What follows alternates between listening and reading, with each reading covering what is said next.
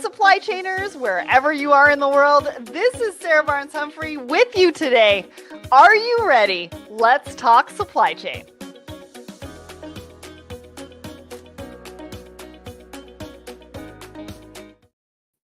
Hello, everyone, and welcome to Thoughts and Coffee. My name is Sarah Barnes-Humphrey. I'm the founder and host of Let's Talk Supply Chain, as well as the Blended Podcast and the founder of the Blended Pledge. And I'm really excited to be here with you today. I'm back from Nashville. I think I was traveling every single week this month. Now we're back in studio. We've got a lot of really great live events coming at you in June and so many things that we're working on that we could get to now that I'm back in my home studio. And today I have my trade bestie, Audrey Ross, who's going to be joining me in just a little bit. But first, we do need to talk about our show sponsor. So our show sponsor is the Secret Society of Supply Chain. If you have not been to secretsocietyofsupplychain.com, head over there right now. We have a free membership group for everyone in supply chain, and our community is blowing it up with conversations. Plus, we have a Woman in Supply Chains Connections group, and that is specifically for women in the industry. And we're bringing everybody together on a regular basis with great programming, conversations, dinners around the world, getting together in person. And that link is in the comments right now. So go and check that out. Plus, we've got the Supply Chain Marketing Masters program in collaboration with Supply Chain Brain. So if you're a marketing professional in supply chain, go and check that out, because we do monthly cohorts and we get you in front of the right people to ask those right questions. All right, let's get to what is happening at Let's Talk Supply Chain this week. So we've got a brand new episode with Uber Freight. If you have ever wondered what Uber Freight is doing, how they have $20 billion of freight under management, this is the episode for you. So, because they have not been on the show before, and so we dive deep into who they are, what they do, real life examples of how they help their customers, and answer this big question as well. So wherever you listen or watch the show, you can head over to Let's Talk Supply Chain YouTube page. It's also over on Apple and Spotify, wherever you listen to the show as well. So go and check that out. Great episode. And I learned a lot about them during that episode. All right. Next, I don't know if you guys saw this, but I posted about my experience in Nashville last week. If any of you have seen me in person at a conference, you know that I like to wear a blazer with matching Air Force Ones. And so we kicked off this post talking about the shoe game, because this is John Conrad over at Evans Transportation, and he was mentioning my shoe game. We had a great time. We interviewed Reveal. I was on stage actually with Fabletics and Tractor Supply Club, and they gave us some really cool insights into last mile delivery, which I'm actually going to share with you on our first article as well. We did an episode with Birdseye, which is going to come up. And then I didn't even know Rivian had trucks, but I got a chance to get in one and honk the horn. I don't think we used that video, but that was a lot of fun. And so it was great to see everybody in Nashville. We also did a Woman in Supply Chain dinner as well, which we are going to be sharing a little bit later on this week. And tomorrow, I don't know what you're doing tomorrow at 11 a.m. Eastern, but we have a brand new episode of On the Margins. So MVK is my co-host for that particular show. Even if you can't attend live, go and click the attend button, because we're going to be unpacking tariff turmoil. And this is insights from a business reporter. Now, we had the chance at Coupa Inspire, not last week, but the week before, to sit down with Mark and talk about the big T word and what he's hearing, what he's reporting on, and so much more. So you're not going to want to miss that one. Because we got to do it in person, MVK and I had a lot of fun doing those episodes. And those episodes are going to be coming out once a month over the next couple of months as well. So stay tuned for that. And now so Audrey is not here yet. So I am going to do our poll of the week. So we ask everybody a question every single Wednesday morning across our Let's Talk Supply Chain LinkedIn, a LinkedIn page to get the community talking. Now, most of the time we post about supply chain. But this past week, we wanted to get a little bit of fun in and talk about what your ultimate summer getaway is. And so 49%, we had 330 votes on this one. The community really likes our supply chain questions, but they really, really like it when we get a little bit more fun. So 49% of you said Santorini, Greece. 25% of you said Bali, Indonesia. 18% of you said Tokyo, Japan, and 8% of you said Aspen. Those are quite the options that we shared with everybody, which I think is really, really funny. Audrey, if she was here, would let you know that she picked Tokyo because Japan is a top travel destination for me and I haven't been to. I want to go with you on that. So when Audrey gets here, I'm going to have to talk to her about that because that is definitely a place to go that I want to go on my bucket list. I'm going to talk to her about that. She would also really like to do a trip to Prince Edward Island. I've only heard good things as it's a summer destination. Beth is going to Santorini in June and can't wait. Have an amazing trip. That sounds awesome. And Steven says, mountains of North Carolina, preferably with my grandchildren. That's nice. Well, if you're in the audience and you're listening right now, comment and let us know which option you would have picked for that poll. And Audrey is here, so I can ask her directly. Hi. Good morning. How are you? Hi. I'm good. How are you? Good. I was just getting to the poll. And actually, I just talked about your comment and how you picked Tokyo and that I was going to talk to you because I really want to go to Tokyo too. I don't think Alan wants to go. So why don't we just plan a bestie trip? Because I was watching a show yesterday, actually, and they went to Tokyo, and I was like, I really want to go to Tokyo. So the universe has kind of put it in front of me twice. So I think it's probably about time that I need to pick, I need to make some plans to go to Tokyo. I love it. I'm here for it. All right. So for anybody who doesn't know who you are, welcome to the show. Tell everybody who you are and what you do. Yeah. Okay. I'm Audrey Ross. I'm sitting here in Toronto. It's supposed to be a lovely day here. Toronto's finally picked up in the spring to summer weather. We're going to hit 22°C today, which I think is 76, 77 F. I'm a little loose when it gets warmer. Yeah, I'm representing Toronto, which is a group that supports the advancement of women in trade, and also representing underrepresented groups in their international trade journey, which of course in this day and age has become more important than ever to get everybody out and trading and exporting. And so, yeah.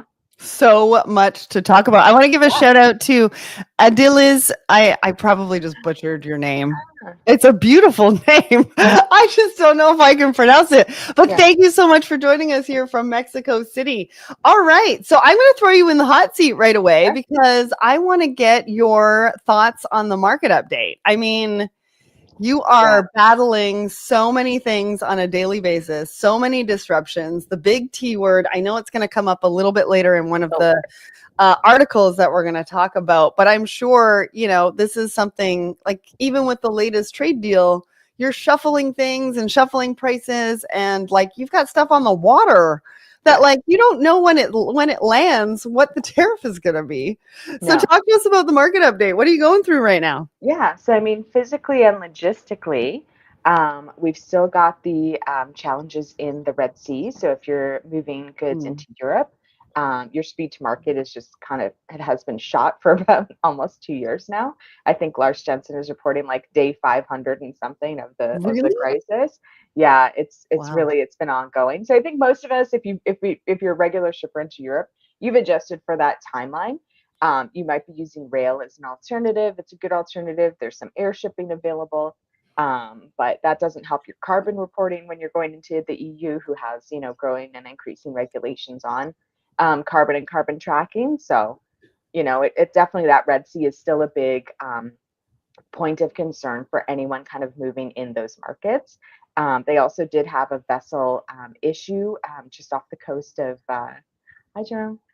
Just off the coast of India the other day. So, the crew members are reported safe, but there was like a listing and then a sinking of a vessel. So a small, I think 4,000 TEU, of course, with some dangerous goods on board, of course, with some fuel. So, it's just not safe for the ocean environment. So that did happen this past week into North America. Everything seems to would be relatively on track. The Panama Canal, we can talk to our friend Demo, but like Panama Canal is like ready to go. Stuff is moving into New York very quickly. We're on like a 5-week, I think 5 weeks to 6 weeks, with a nice transit time. Coming to Canada, I'll move to Canada before mentioning the T word. Coming into Canada, it has been very congested. We've seen a lot of delays between Prince Rupert, Vancouver, loading onto rail and actually getting inland. So, things that I'm moving into Toronto, Montreal, or our team are moving, or just taking an extra time, and kind of unexpectedly. It's like they're not able to communicate. There's no predictability to it. It's just add extra time, which is really tough in this market. Before you go to the big T word, Yeah. Are we having a Canada Post strike? Like, what's happening? I'm not sure. I haven't heard anything since Friday. So okay, so still up in the air. It could happen. Still up people. in the air. Could happen. Got it. Happened in December, which was really rough. It caused a lot of delays and issues. So hopefully they can kind of get that back on track. Anything like that, of course, is very disruptive.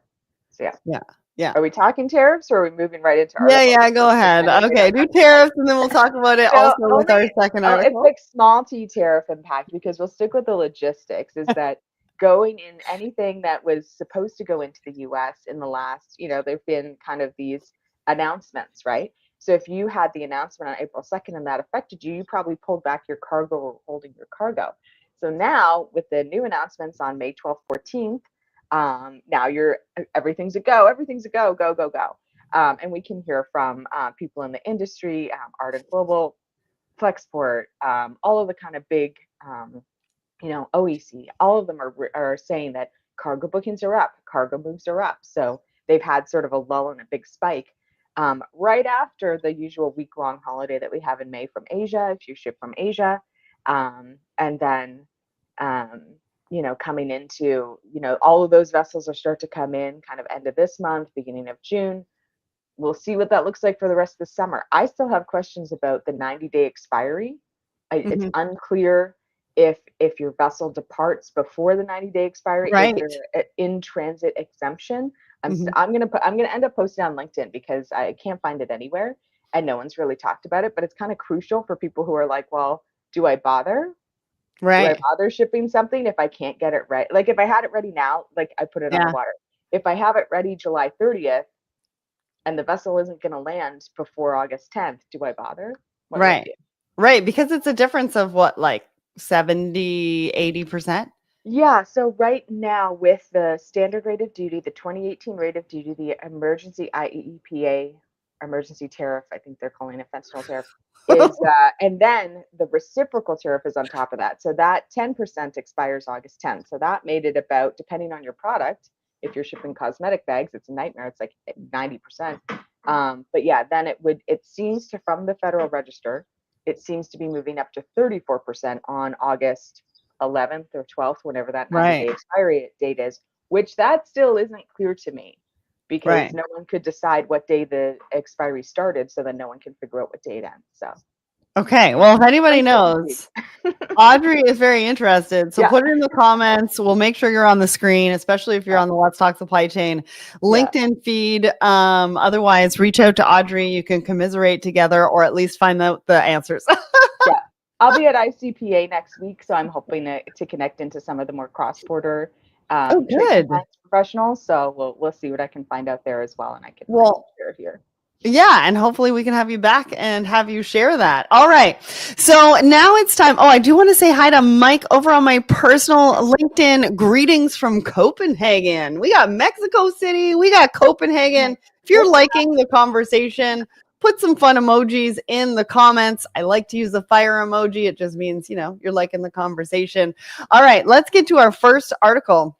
So with the title of this particular episode, you probably realized we were going to start with something about pharmacies. But what you probably didn't realize is how we were going to talk about what the robots are doing and how Walgreens and different pharmacies are thinking about filling prescriptions, but also micro fulfillment centers. So we've been hearing about micro fulfillment centers for a while. Retailers are using them in a variety of different ways. And now pharmacies are looking to use micro fulfillment centers to have robots in-house to be able to fill prescriptions. Now, what that's doing is it's giving the pharmacists more time with patient interactions, testing, etc.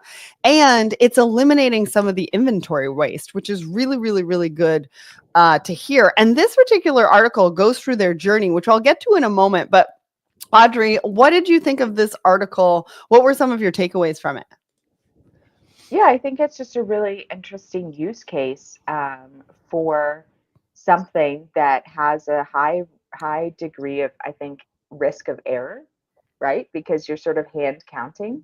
Yeah. You're also engaging with the product, so you could cause like contamination. You know, even when you're wearing gloves and following a safety protocol, you could Yeah. cause contamination. You could lose one. You could break them. You could, something could happen. So I think the practicality of it really makes sense. I think the concept of like, oh, the pharmacist spend more time with the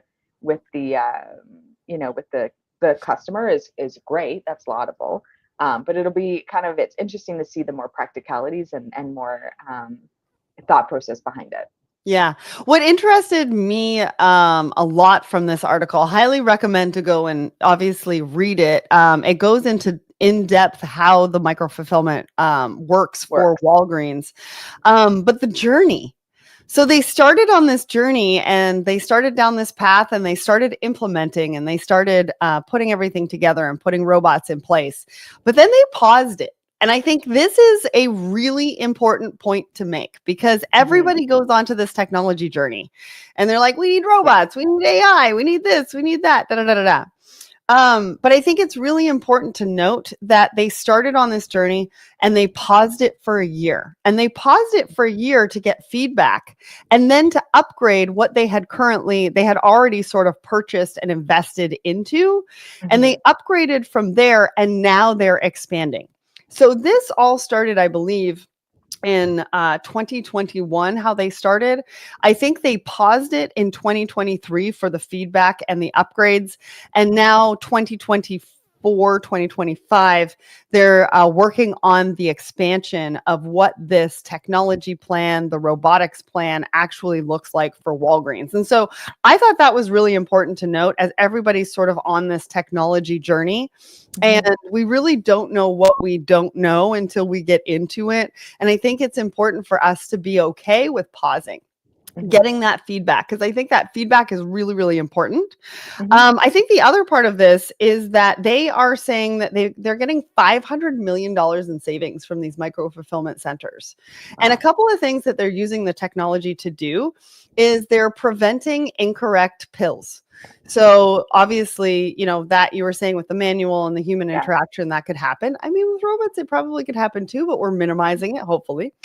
And then also, they're utilizing technology to figure out whether they're going to fill a prescription on site or whether they're going to fill it in the micro fulfillment center, which I thought was pretty crucial, right? Because that's not something that you can decide necessarily in that moment as somebody going to check inventory, figuring out how much they need, and then learning whether you could do that on site or not. You've got technology that can make that decision like that. I thought that was cool. And one other thing I wanted to note. So when I was on stage with Fabletics at Home Delivery World, one of the things that they talked about was the customer experience and last mile delivery.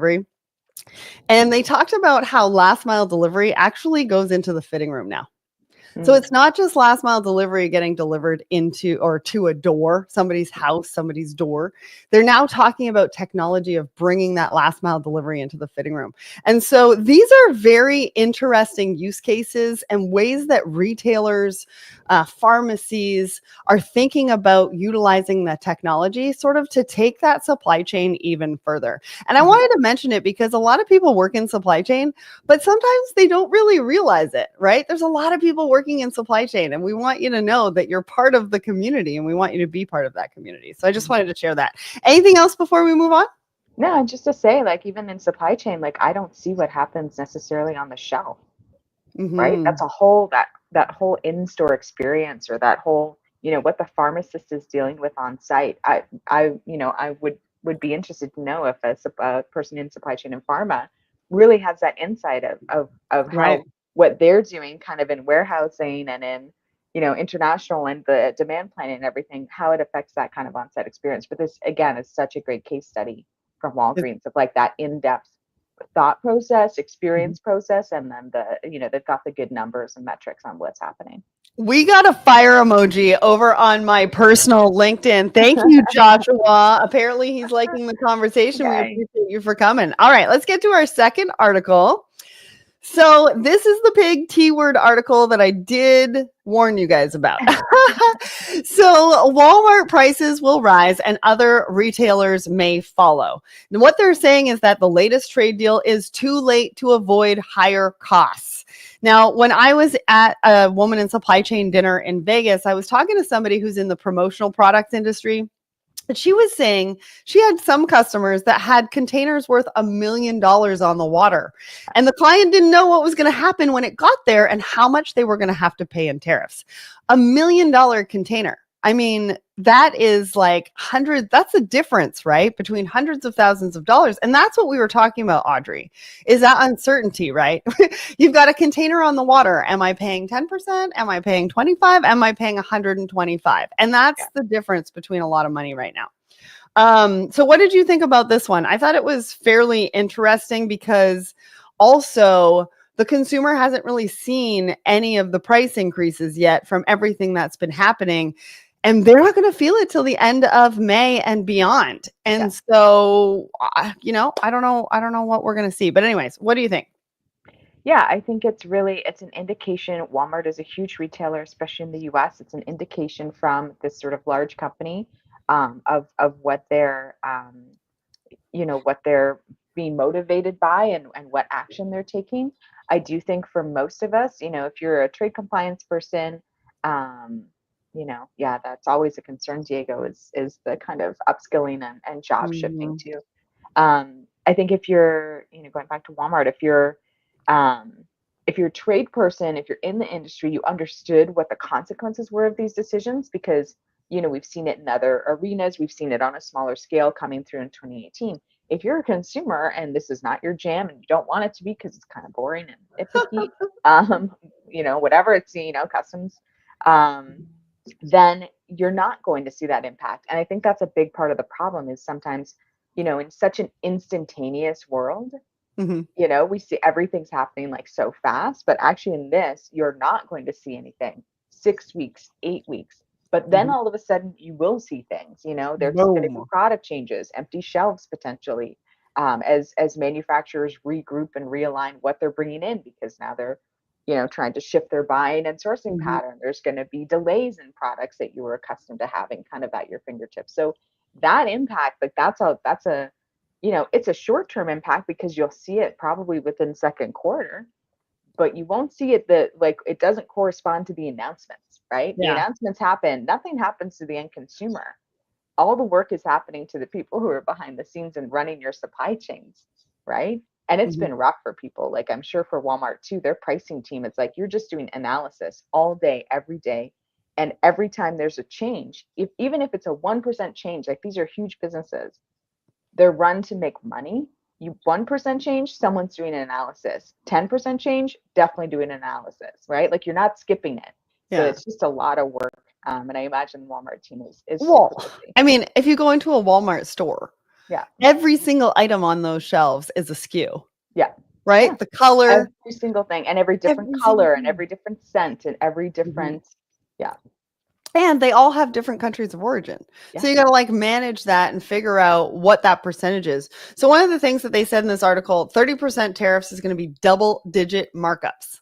Yeah. So you've been hearing those tariff announcements for months, and the numbers have been going all over the place. So if we end up sitting at 30%, double-digit markups, just so everybody knows, end of May going into June, we are going to see that. So that's kind of starting this week.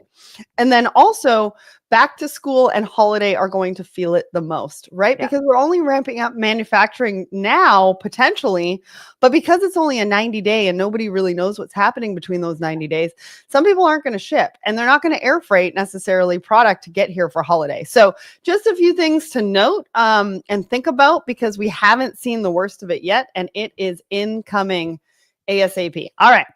Let's get to our last article because we've only got a couple of minutes left. This one, Audrey brought to my attention, and I'm so glad that she did. Just so everybody knows, if you come across an article that's really cool, really interesting, something different about supply chain, make sure to send it to me because I'd love to have it on Thoughts and Coffee. We're always looking for cool articles that are sort of like supply chain adjacent.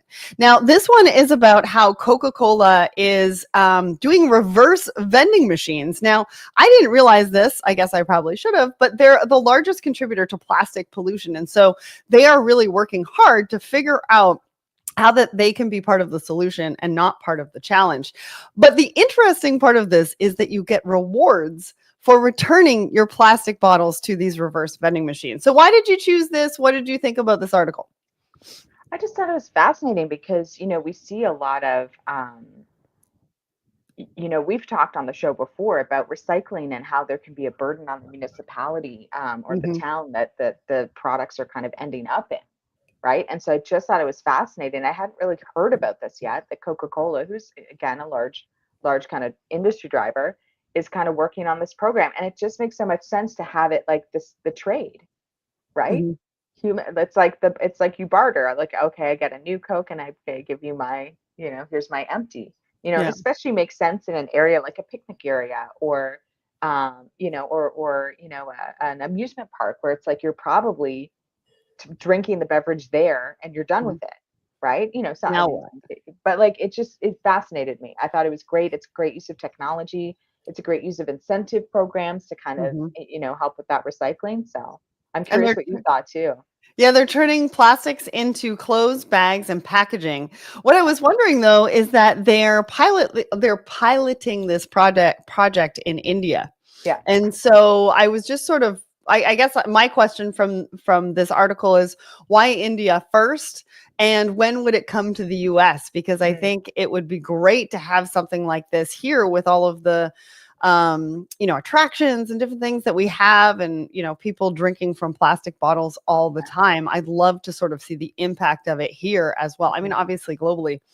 So that was it. But I did like the fact that there was rewards attached to, because I was thinking about it, right? I was like, if I buy something from a vending machine, I'm not necessarily walking back. Like, I'm not drinking it in that moment.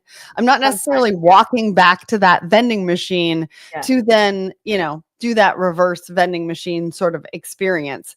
Maybe if there's rewards and I'm still in the vicinity and I'm going to go there, or like how many of these machines do they have to have? And so I'm sure they're still doing testing and trying to figure out all of these things. But those were some of the questions that I kind of had. And I think we need to test them in different areas because obviously different countries have different thoughts about this too. So which country would be the ones who would recycle the most? Maybe I thought would be kind of cool too. Yeah. And I thought too, like, because you have in North America, especially, we have like a road trip culture. So it's kind of thinking like if you were, if you're down south and you pick it up at a Buc-ee's and then you go to the next Buc-ee's and you can kind of put it in there. Buc-ee's is a chain in the US, but like, or a gas station, like the gas station or what do you call them? Like fuel centers or truck stops, or it's like in Canada, you could go from one en route in Ontario to the next en route. Right. And then it still functions that way. So it's interesting to see what their testing will be. And I think testing in, maybe in India has like a big market. It's a popular product. They have a lot of vending machines, so they're getting a wealth of information, but it'll be fascinating to see them kind of roll out and what the next phase is, or if they find it just didn't work. Like, for us right now, I think the incentive is, to not litter or to continue to recycle, is that like I get the brownie points or the kind of good sense of, oh, I'm a good citizen because I didn't litter. I'm a good citizen because I recycled, and followed the like checklist of like, oh, but it'd be, a lot of people are motivated by like points or some reward. So because you got to change the behavior somehow. Yeah. Right. And so Yeah. the rewards are kind of key to Yeah. this, I think. Well, listen, this was such a great episode. Thank you so much to everybody who tuned in.